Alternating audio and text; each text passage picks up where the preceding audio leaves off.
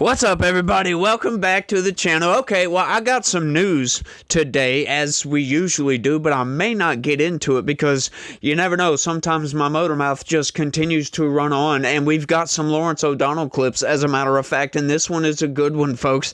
This one is freaking hilarious. As a matter of fact, we're going to go ahead and start off with the funny clip because Lawrence O'Donnell takes this crap so freaking seriously that I can't help but laugh about what Lawrence O'Donnell takes so seriously. This guy is like, it's almost satirical if I didn't know that he was actually being serious, folks.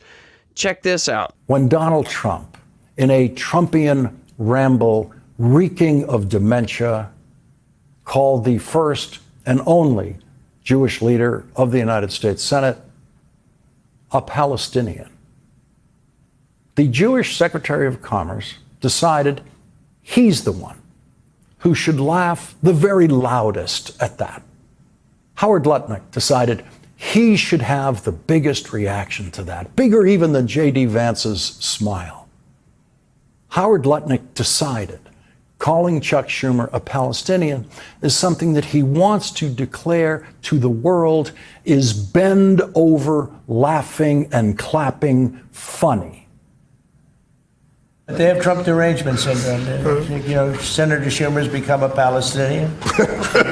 Welcome. I don't know when they're going to give him the ceremony, whatever the ceremony may be. It's terrible what's happened to the Democrats. Why? Why is Howard Lutnick laughing? Most of the people standing behind Donald Trump didn't laugh. Are you sure that most of the people weren't laughing behind him? They have Trump derangement syndrome. You know, Senator Schumer's become a Palestinian. Welcome. I don't know when they're going to give him the ceremony, whatever the ceremony may be. It's terrible what's happened to the Democrats. Yeah, that was actually funny. Now, when Donald Trump made his remark, you know, Chuck Schumer's a Palestinian, I kind of snickered a little bit. It wasn't really all that funny. It's kind of funny. But when Lawrence O'Donnell come back on and says, why? I fell out laughing. I'm like, because it's funny. My guy, you don't understand humor. You don't understand the literal definition of what literal means. You don't understand nuance. You don't understand a lot of things, Lawrence O'Donnell. But what was so funny, and I could not help but bring to you guys, was right after that clip, he goes on some blathering nonsense like he always does, but then he says this. And he is the most pathetic and buffoonish court jester in the history of the American presidential cabinet. Howard Lutnick will go about his business doing public interviews in friendly venues, and he will never be asked, why did you laugh at that? I totally agree with you, Lawrence O'Donnell. He will never be asked because most people understand what humor is. Most people understand that Donald Trump is cracking a joke about Chuck Schumer. Him and Chuck Schumer sit down and discuss legislation. They discuss policy. They discuss all kinds of things. And Donald Trump will poke at Chuck Schumer consistently. People know this. People understand this. People have thick skin. Some people have thick skin. Lawrence O'Donnell doesn't understand the idea of what thick skin actually means, what the idea of thick skin is. He doesn't understand when people say things that have no relation to reality whatsoever, that they are generally joking.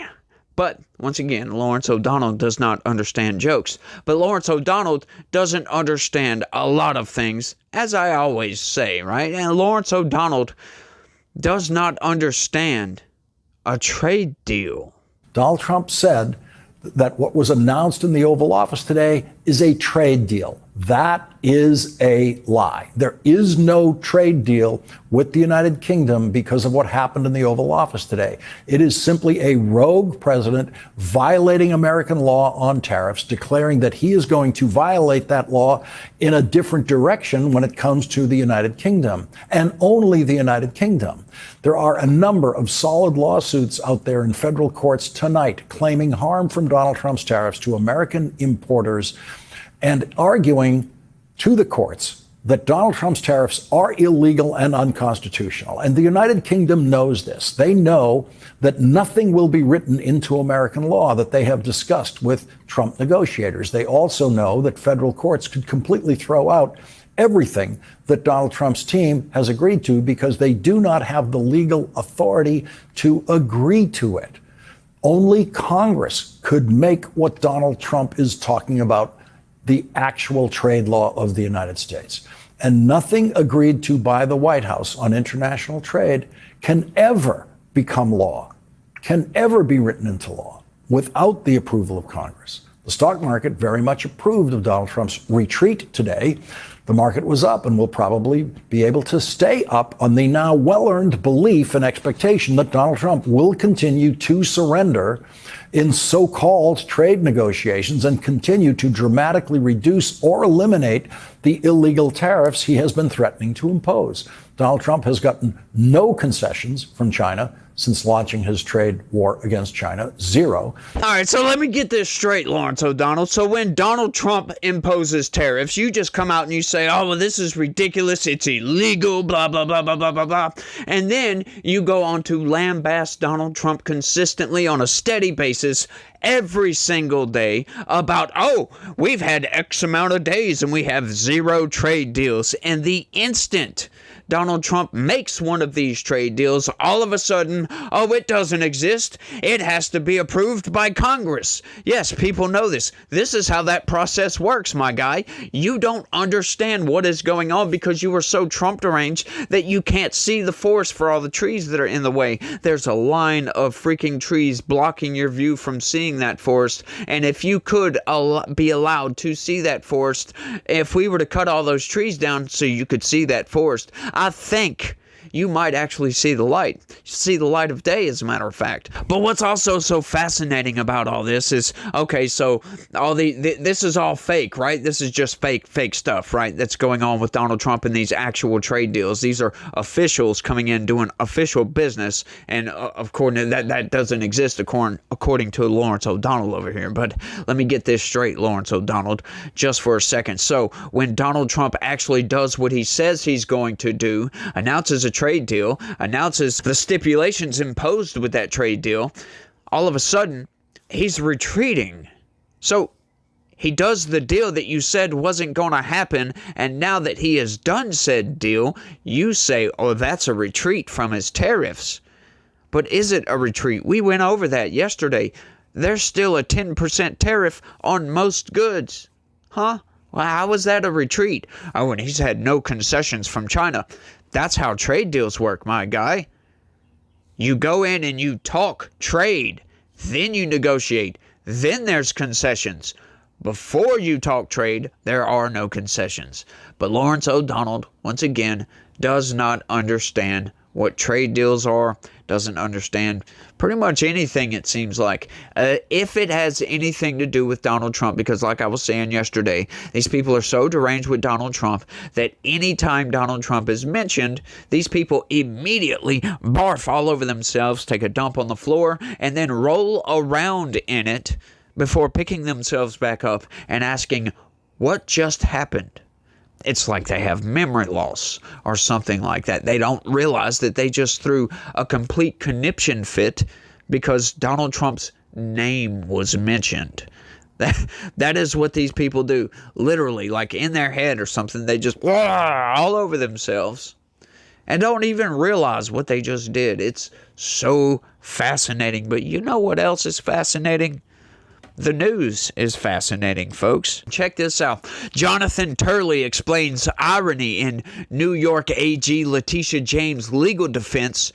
Karma is crushing. That's right. So in case you didn't know, the Trump administration, the FBI, has announced an investigation, an official investigation into Letitia James. This is great, y'all. Karma is a biatch. GWU law professor Jonathan Turley appeared on Fox Business Thursday to call out a breathtaking irony in Democratic New York Attorney General Letitia James's legal defense. Federal authorities opened a criminal investigation into James after a federal housing official accused her of falsifying mortgage documents. Yes, and we talked about this several videos back, and I said when we get some more information about this, I'm going to go ahead and cover it. So now we have some more information about this, so we're covering it. During an appearance on the Evening Edit, Turley pointed out what he sees as a glaring double standard and how James is now pleading for the leniency she once denied President Donald Trump. So the karma is crushing here.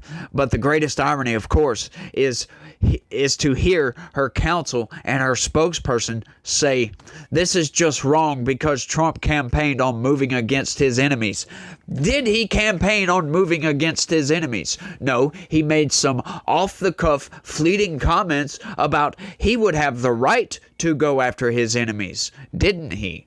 Yes, he didn't actually say that he was going to go after his political enemies. As a matter of fact, in an interview, he also said that his retribution would be success, that he's not planning on attacking these people. And once again, as Donald Trump said the other day, now, take this with a grain of salt, believe it if you want to, you don't have to, but he did say that it's not him that's going after Letitia James. This information popped up, and now they are forced to open a criminal investigation because, hang on, federal authorities found a crime was committed. This isn't Trump going after his political enemies. This is the political enemies committing crimes. There is a vast difference in those two things. I mean, once again, you can take the high road if you want to, or you can take the road that, leads to reality over here and just go with the notion that, yes, even people that prosecute Trump have committed crimes. They're not absolved of any wrongdoing because they prosecuted Trump. I mean, is that what you want everybody else to believe? No. I'm sorry. You commit a crime and it comes to light, you're going to be investigated, regardless if you went after Trump or not. Once again, this would have been brought to light regardless if she went after Donald Trump. Maybe it would, maybe it wouldn't, you might think. Who knows? Who knows? We'll never know the answer to that question. However, the legality of what happened stands, as a matter of fact. For those of us who have covered this litigation for years, having those words come out of the mouths of James's staff really is breathtaking, Turley told host Elizabeth McDonald. She campaigned on a promise to bag Donald Trump on something. She didn't even bother to name what it was. She literally campaigned on the promise that she would nail him on anything, and then she filed in the violation later. Yeah, we all know that. We all know that. Letitia James, there's a lot of people that have campaigned absolutely. The top issue on their platform was going after Donald Trump. It's absurd, y'all. It really is. Turley explained the contradictions in James's defense strategy and said that her legal team is now arguing that discrepancies in documents such as questions about a primary residence and number of units in a building should be dismissed due to understandable error of misinterpretation. Oh, is that so? Oh, so we should just dismiss the exculpatory evidence, huh? This is so fascinating.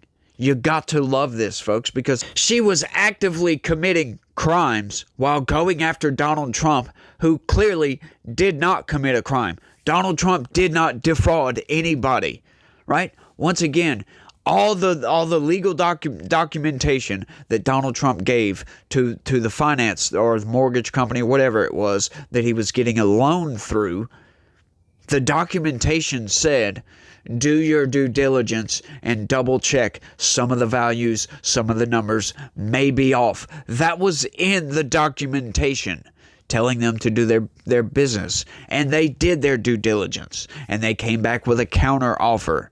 And Donald Trump accepted that counter offer. There was nobody defrauded whatsoever. The Deutsche Bank said they wanted to do more business with Trump. Well, I get that for a second. They're going after him for fraud, right? So you would figure there would be a victim, but there is no victim. As a matter of fact, the quote-unquote supposed victim, or satirical victim, if you even want to go there, right, is Deutsche Bank, who says we weren't defrauded and we want to do more business with Donald Trump because he paid his bill on time with interest.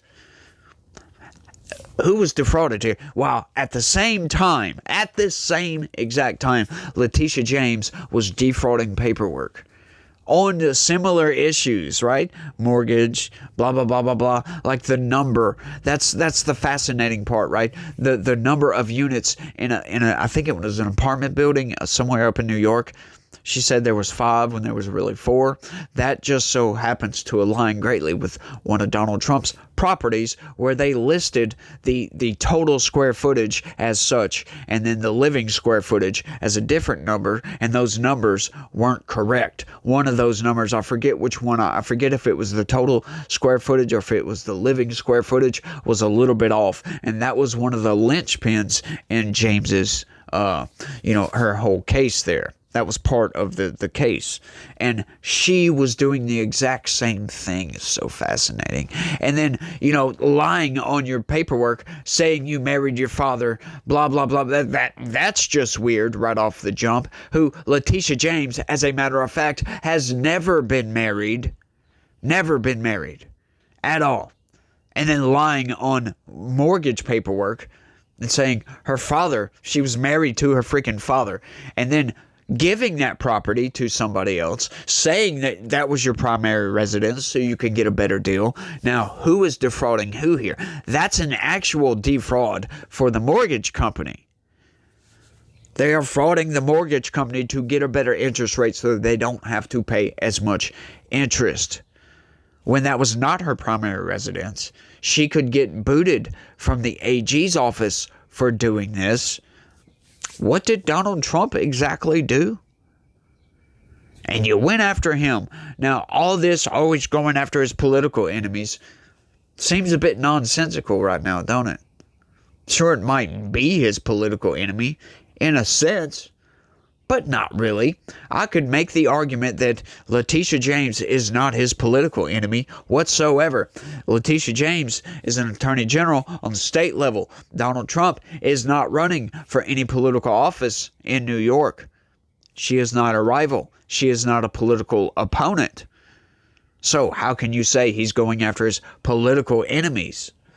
Oh, because she's a Democrat? You want to go ahead and try to make that argument? You want to make that logic stick?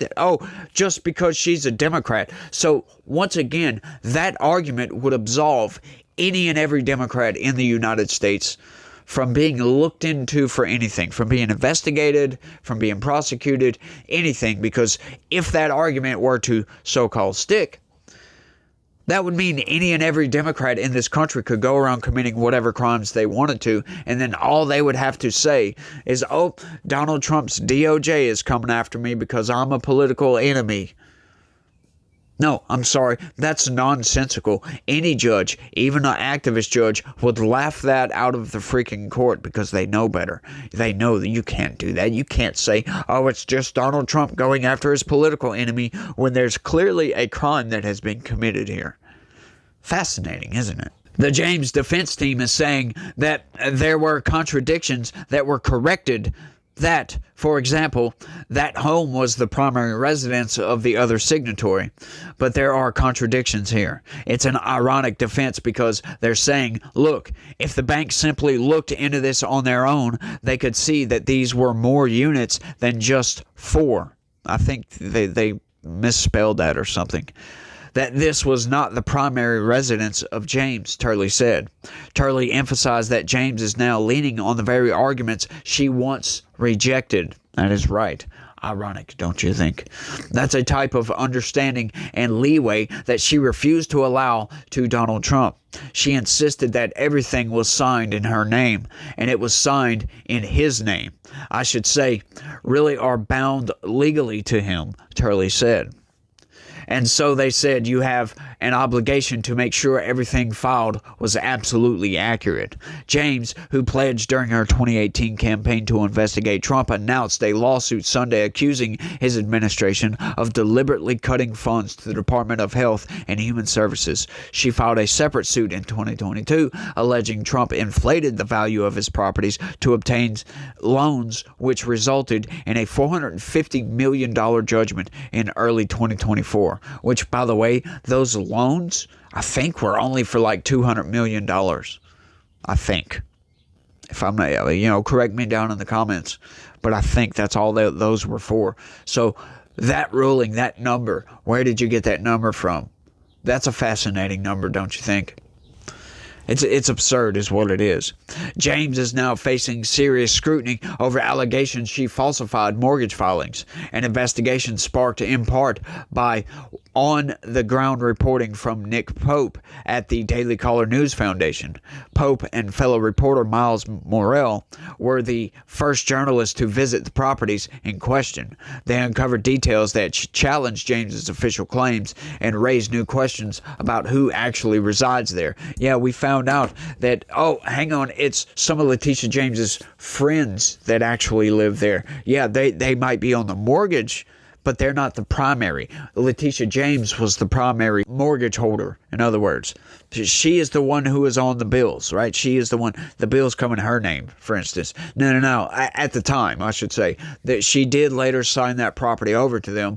But, whether that was on the up and up, that's to be called into question later. But I think this is all very fascinating, and I love the argument from the left. The only argument that they have